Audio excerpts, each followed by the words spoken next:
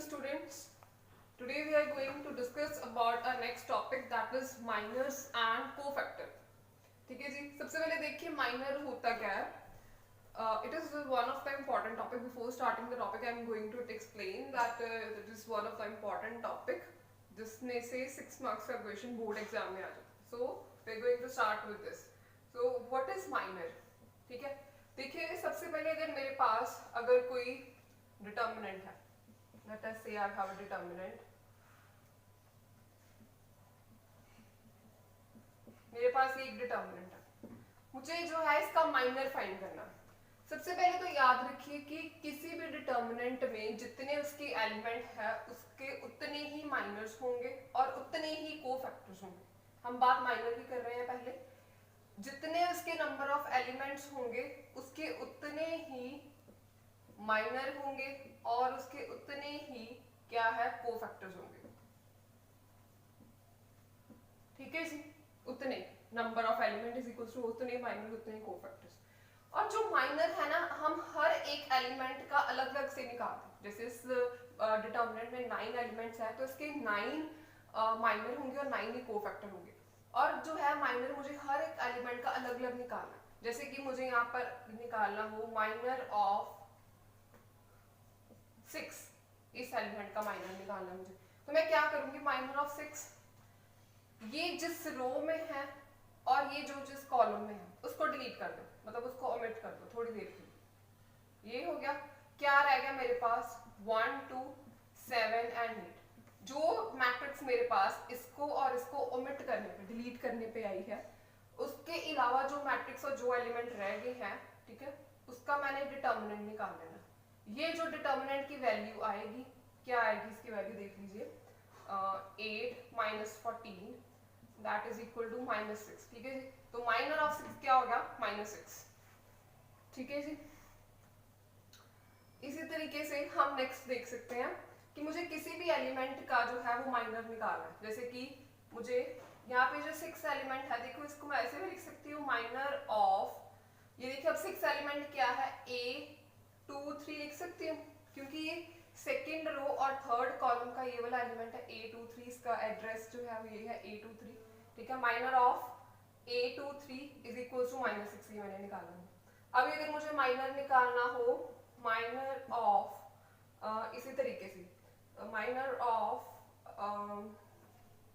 A11, मतलब मुझे पहले एलिमेंट पहली रो के पहले कॉलम का निकालना है माइनर. तो कैसे निकालोगे, फर्स्ट रो और फर्स्ट कॉलम को ही डिलीट करना है. फर्स्ट रो और फर्स्ट कॉलम को डिलीट करके ये वाला बच गया मेरे पास, ये वाला, इसका मुझे डिटर्मिनेंट निकालना है.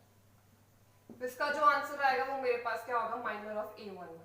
माइनर को जो है हम कुछ इस तरीके से डिनोट करते हैं M11, यानी कि मुझे पहले रो का पहले कॉलम का उसका माइनर निकालना है. M11 is equal to this. अगर अब मुझे माइनर निकालना है यानी कि M32 मतलब थर्ड रो और सेकंड कॉलम को ओमिट करने पे जो बच जाती है डिटर्मिनेंट, उसको ले लेना है. ठीक है, यानी कि थर्ड रो और सेकंड कॉलम, थर्ड रो और सेकंड कॉलम, इसको ओमिट करने पे मेरे पास क्या बच जाता है, ध्यान से देख लीजिए, थर्ड रो और सेकंड कॉलम, इसको मुझे ओमिट करना. क्या बच गया मेरे पास, 1 3. ध्यान से फिर से देख लीजिए, third row and second column, third row and second column, यानी कि 1 3 एंड 4 6, ये मेरे पास आ गया. इसका आंसर आएगा यहाँ पे अब मेरे पास. इसी तरीके से आप सभी एलिमेंट 9 के 9 एलिमेंट्स का जो है वो माइनर जो है यहाँ पर आप फाइंड कर सकते हैं. ठीक है, तो एक और बात आपने याद रखनी है कि ये तो डिटर्मिनेंट था 3/3 ऑर्डर का, 3 ऑर्डर का डिटर्मिनेंट था मेरे पास. अगर मेरे पास कोई डिटर्मिनेंट हो 2/2 ऑर्डर का, जैसे है मेरे पास 5 6 7 और 9, ये मान लो मेरे पास कोई डिटर्मिनेंट है. ठीक है, तो इसमें मुझे इसके अगर मुझे माइनर निकालना है, यानी कि मुझे पहले नंबर का माइनर निकालना है, M11 निकालना है, तो कैसे आएगा, पहली रो और पहला कॉलम कैंसिल, तो लास्ट में सिर्फ ये 9 बच गया. अब 9 का डिटर्मिनेंट क्या होता है, 9 ही होता है. नेक्स्ट M12, यानी कि इसका मुझे निकालना है पहली रो सेकंड कॉलम, पहला रो सेकंड कॉलम कैंसिल, तो क्या रह गया, डिटर्मिनेंट 7. तो क्या आएगा ये 7। इसी तरीके से m21 यानी कि ये कैंसर और ये कैंसर, ये रह गया मेरे पास 6, डिटर्मिनेंट 6, ये आंसर आएगा 6। इसी तरीके से आप चारों एलिमेंट का जो है वो माइनर आप निकाल सकते हैं। अब आपने एक ये बात आपने याद रखनी है यहाँ पर कि किसी भी डिटर्मिनेंट के जो है उसका जितना ऑर्डर होगा ना, जितना ऑर्डर होगा, ठीक है जी, उसका जो माइनर आएगा ना, यानी कि अगर ऑर्डर ऑफ डिटर्मिनेंट अगर मेरे पास n है, ये आपने एक पॉइंट याद रखना, इंपॉर्टेंट पॉइंट टू रिमेंबर, अगर ऑर्डर डिटर्मिनेंट का ऑर्डर जो है वो n है, ठीक है जी, तो माइनर का जो ऑर्डर आएगा ना मेरे पास, माइनर का जो ऑर्डर आएगा मेरे पास वो क्या आएगा n-1, यानी कि एक कम होगा। जैसे कि यहाँ पे देखो 3 ऑर्डर की डिटर्मिनेंट था, तो जो माइनर मेरे पास निकल के आया उसका ऑर्डर क्या है, वो 2/2 का है, ठीक है जी। इसी तरीके से अगर ये 2/2 की मैट्रिक्स है तो इसका ऑर्डर जो है, माइनर का ऑर्डर वो 1 आया, ओनली 1, तो एक कम आ रहा है, तो इसलिए हम क्या करेंगे, order of determinant is equal to n, that minor का ऑर्डर क्या आएगा, n-1। This is a important point, ये आप रिमेंबर रखिए, ठीक है जी। So next I'm going to discuss about cofactor। देखिए माइनर मैंने डिस्कस कर लिया आपके साथ क्या होता है, अब next we are going to discuss about the cofactors. देखिए कोफैक्टर क्या होते हैं। कोफैक्टर सबसे पहली बात तो माइनर की हेल्प के साथ ही आप फाइंड करते हैं किसी भी डिटर्मिनेंट के जो कोफैक्टर है, with the help of minor की हेल्प के साथ हम कोफैक्टर फाइंड करेंगे, ठीक है जी। बस थोड़ा सा डिफरेंस है माइनर और कोफैक्टर में। देखिए अगर मेरे पास एक डिटर्मिनेंट है, if I am having a determinant, ठीक है जी, ठीक है, मैंने इसका, मान लीजिए मैंने इसका कोई माइनर फाइंड किया, यानी कि जैसे कि मैंने यहाँ पे फाइंड कर लिया m ऑफ 2 3 मैंने फाइंड कर लिया, मतलब माइनर मुझे इसका फाइंड करना है, ठीक है, m ऑफ 2 3, माइनर ऑफ 2 3, यानी कि सेकेंड रो और थर्ड कॉलम को कैंसिल किया तो मेरे पास क्या आ गया 1 2 7 एंड 8, ये मेरे पास यहाँ पे इसका माइनर निकल के आ गया। इसको हम सॉल्व कर लेंगे तो आंसर आ जाएगा m, ठीक है। जब हम इसका अभी इसी वाले एलिमेंट का m ऑफ 2 3 सेकंड रो और थर्ड कॉलम, यानी कि यही वाला, इसी का, ठीक है, अब मुझे इसी का एक कोफैक्टर निकालना है। कोफैक्टर को हम पहली बात तो किसके साथ डिनोट करते हैं, कोफैक्टर ऑफ 6, इसको मैं डिनोट करूंगी aij के साथ, हम इसको डिनोट करते हैं कोफैक्टर, ठीक है, aij।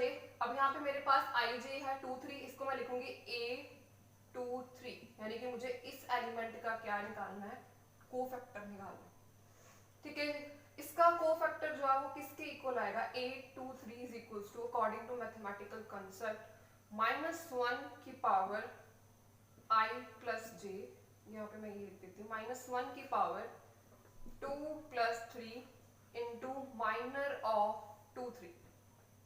देखिए ध्यान से समझिए इसको फिर से, a23 मुझे निकालना है, यानी कि मुझे इसी एलिमेंट का कोफैक्टर निकालना। इसी एलिमेंट का माइनर मैं निकाल चुकी हूँ, कोफैक्टर किसी कैसे आएगा, सिंपली हमने क्या करना है कि -1 की पावर लेनी है, कि पावर क्या लेनी है, इसकी जो है रोज और कॉलम्स हैं, यानी कि i एंड j, इसको ऐड कर देना, ऐड जो भी यहाँ पे होगा, चाहे यानी कि अगर आप यहाँ पे 1 1 ले रहे हो तो 1 + 1 कर देना आपने, जो भी इसकी है उसको ऐड कर देना।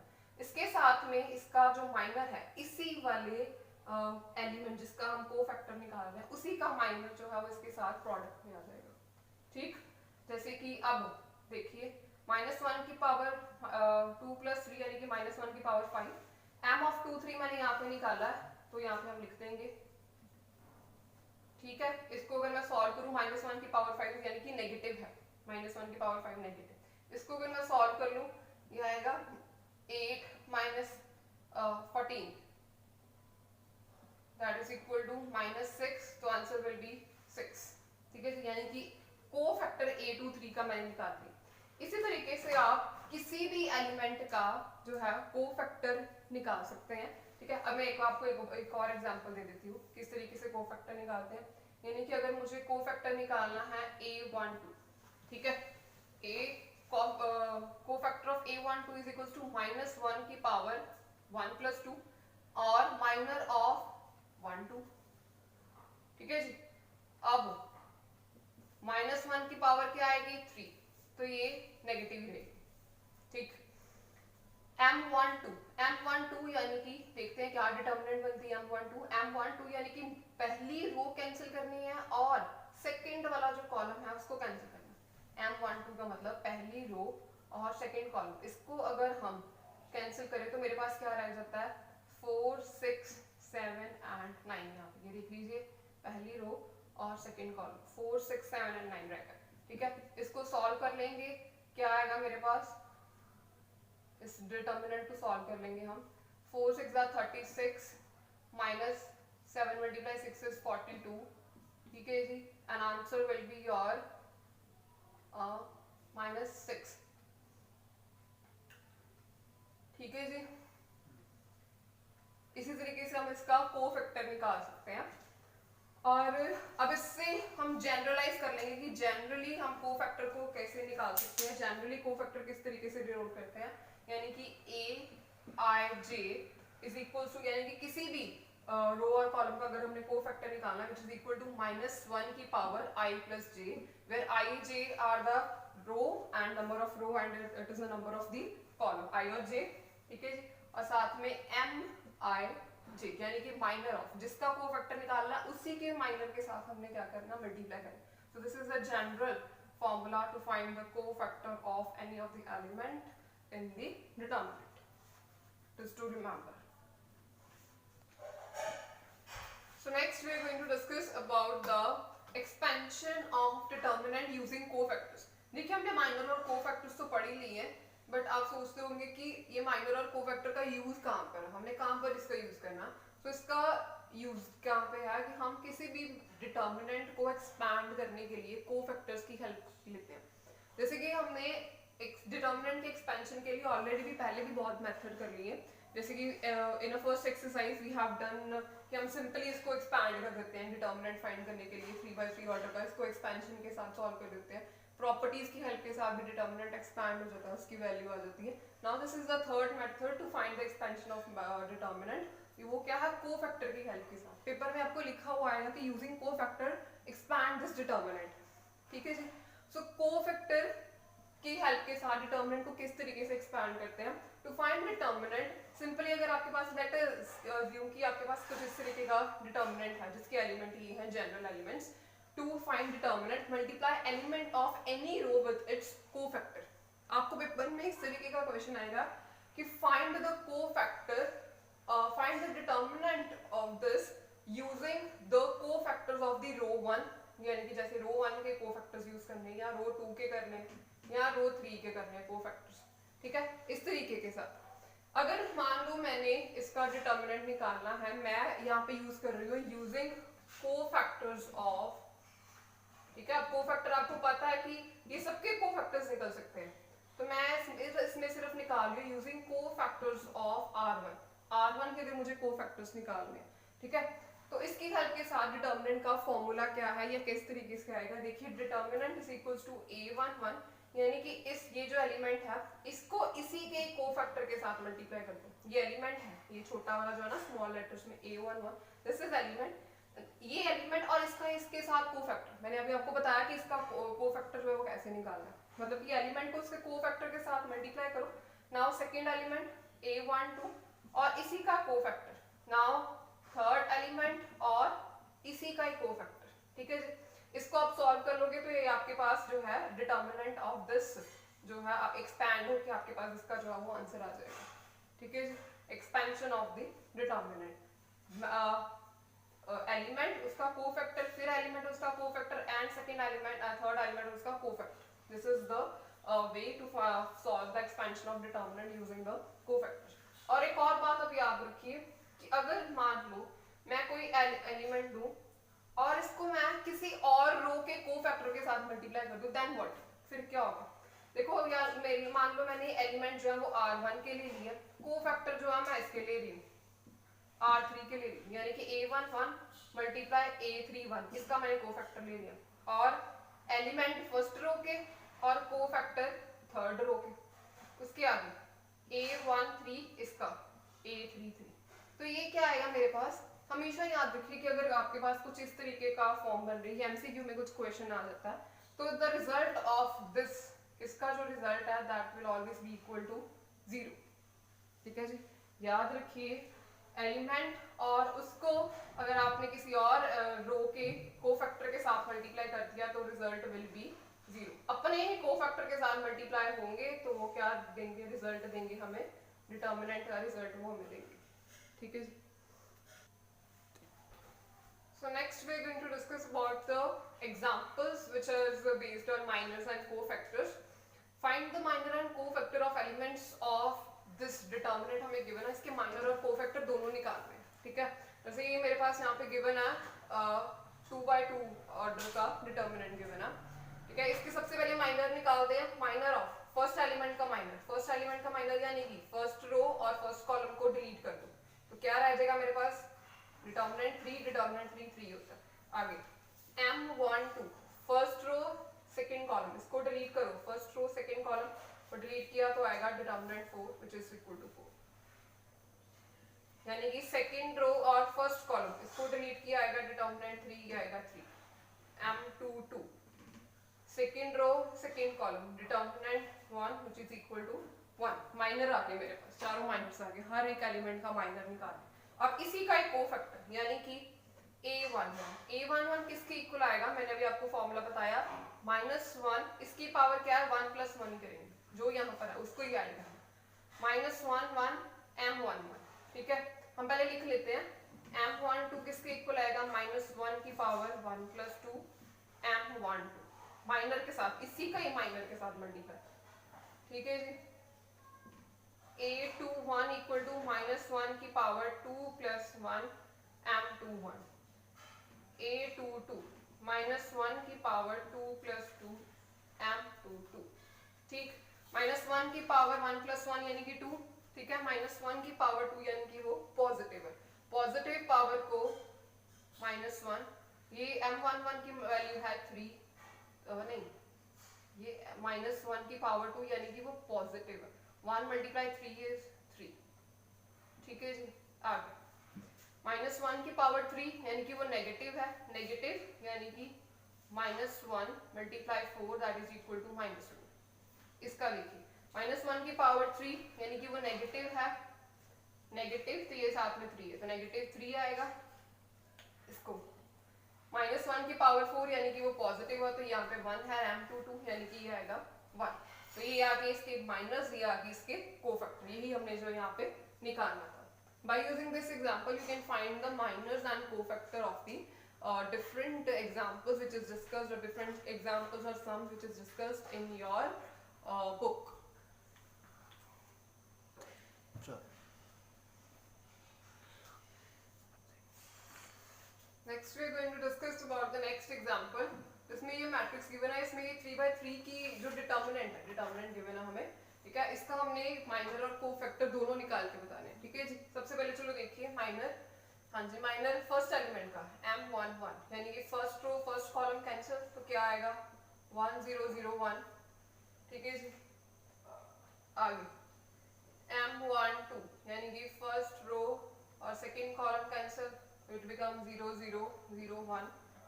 M13 इस तरीके से आपने सभी के निकालना है। M13 यानी कि first row third column cancel, क्या रहेगा 0 1 0 0। M21 यानी कि ये और ये कैंसिल रहेगा 0 0 0 1। ठीक है जी, M22 यानी कि ये और ये कैंसिल। ठीक है, तो रहेगा मेरे पास 1 0 0 1। बहुत ही ध्यान से करने की इसको जरूरत है। ठीक है, आगे आएगा M23 यानी कि second row third column cancel, ये कैंसिल हो गया तो क्या रहेगा 1 0 0 0। ठीक है जी, अभी नेक्स्ट इसमें करते हैं फाइंड M31 का, मैं इसको यहाँ पे लिख देती हूँ, हमें इसके माइनर्स भी फाइंड करने हैं, कोफैक्टर्स भी। M31 का यानी कि थर्ड रो फर्स्ट कॉलम ये आ गया 0 0 1 0। उसके आगे M32 यानी कि third row and second column ये गया तो 1 1 0 0 0। ठीक है जी। अब M33, ठीक है जी, थर्ड रो थर्ड कॉलम, ये गया 1 0 0 एंड 1, ठीक है जी, इस तरीके से। तो हम इसके फाइंड कर लेते हैं माइनर्स को ऑलरेडी। इसका माइनर क्या आएगा 1, इसका माइनर आएगा 0, ये भी माइनस 0, ठीक है जी। इसका आएगा 0 माइनस 0, 0 1 माइनस 0 दैट इज 1, 0, ये भी 0 माइनस 0, सो 0 माइनस 0, ये आएगा 1, ठीक है। इस तरीके से आपने माइनस निकाल लेने सबके। अब इसी का ही कोफैक्टर, ध्यान से फिर से देख लीजिए, इसी का ही कोफैक्टर किसके इक्वल होगा, यानी कि मुझे अगर a11 निकालना है तो इसके इक्वल आएगा -1 की पावर 1 + 1 और साथ में माइनर मल्टीप्लाई करेंगे, तो यानी कि क्या आएगा, -1 की पावर 2 है, यानी कि वो पॉजिटिव है, तो ये 1 है साथ में, यानी कि 1 पॉजिटिव, ठीक है जी। इसका माइनर निकालना है मुझे, -1 की पावर 1 + 2, इसके साथ में ये 0 मल्टीप्लाई हो रहा है, ठीक है। ये -1 की पावर 1 + 2, यानी कि ये है तो नेगेटिव है, पर 0 तो 0 के साथ कुछ भी नहीं लगेगा, तो इसके साथ भी 0 ही है, ये भी 0 ही है, इसका कोफैक्टर भी 0 ही आएगा, ना पॉजिटिव ना नेगेटिव, ओनली 0। इसका देख लेते हैं, ये 1 है, इसमें आएगी -1 की पावर 2 + 2, ठीक है, साथ में ये वाला 1 मल्टीप्लाई होगा, तो ये -1 की पावर 2 + 2 यानी कि पॉजिटिव है, तो ये 1, यानी कि 1 पॉजिटिव, ये 0 है, इसका कोफैक्टर भी 0, इसका भी कोफैक्टर 0, इसका भी कोफैक्टर 0। M33, इसका कोफैक्टर देख लेते हैं, -1 की पावर 3 + 3 इंटू M33, -1 की power 6, that is positive, so positive यहाँ पे आएगा 1, so that is your answer. ये मैंने यहाँ पे माइनस निकाले हैं, उसके साथ ये इसके आ गया कोफैक्टर। इसी मेथड के साथ, ये तो आपको एक आइडेंटिटी मैट्रिक्स गिवन थी ना, आइडेंटिटी वाली, तो इसी मेथड के साथ आप डिफरेंट एग्जांपल्स जो है, सिमिलर एग्जांपल्स सॉल्व कर सकते हैं। देखिए next example we are going to discuss, that is using cofactors of the second row, evaluate this determinant. अब देखिए वही हमने डिटरमिनेंट की वैल्यू निकालनी है, बट कैसे निकालनी है, using cofactors of second row. हमने डिटरमिनेंट को इवैल्यूएट करने के पहले भी और जो मेथड्स हैं वो पढ़ चुके, बट यहाँ पे हमें क्या यूज करना है, कोफैक्टर्स यूज करने हैं, वो भी सेकंड रो के ही यूज करने हैं, क्वेश्चन में गिवन है। इस तरीके के बहुत सारे क्वेश्चन आपको आपकी बुक में मिल जाएंगे। सो कैसे करेंगे, इसके लिए मैंने आपको एक फॉर्मूला बताया था इवैल्यूएट करने के लिए। अब हमें सेकंड रो के करने हैं, सेकंड रो के यानी कि ये वाला, ये है a21, एलिमेंट को उसी के ही कोफैक्टर के साथ मल्टीप्लाई करना, ठीक है जी। ये एलिमेंट है a21 को a21 के ही कोफैक्टर के साथ मल्टीप्लाई किया, ये एलिमेंट है a22 सेकंड रो, ठीक है, इसको इसी के कोफैक्टर के साथ मल्टीप्लाई किया, ये एलिमेंट है a23, इसी को इसी के ही कोफैक्टर के साथ मल्टीप्लाई किया, ठीक है जी। अब ये एलिमेंट मेरे पास है a22 भी a23 भी, a21 a22 एंड a23, यानी कि इन तीनों के सिर्फ हमें इसी के ये सेकंड रो के ही जो है कोफैक्टर्स को फाइंड करने की जरूरत है, ठीक है, वो मैं फाइंड कर लेती हूँ। a21 क्या आएगा, a21 इज इक्वल टू क्या होगा, -1 की पावर 2 + 1 माइनर ऑफ m21, ठीक है, सो माइनर ऑफ m21 किसके इक्वल है, माइनर ऑफ m21 यानी कि second row first column, second row first column अगर गया तो ये मेरे पास क्या बच जाएगा, डिटरमिनेंट ऑफ 3 8 2 एंड 3, इसकी वैल्यू आएगी 6, 3 × 3 9, 9 - 2 × 8 16, so ये मेरे पास आएगी -7, ठीक है जी। तो ये वाली -7 मैं यहाँ पर पुट कर रही हूँ, यानी कि a21 मेरे पास क्या आएगा, -1 की पावर 2 + 1 यानी कि नेगेटिव, तो ये नेगेटिव या फिर ये वाला -7, तो ये आएगा 7, ठीक है जी। आगे मैं यहाँ पर सॉल्व कर देती हूँ इसको,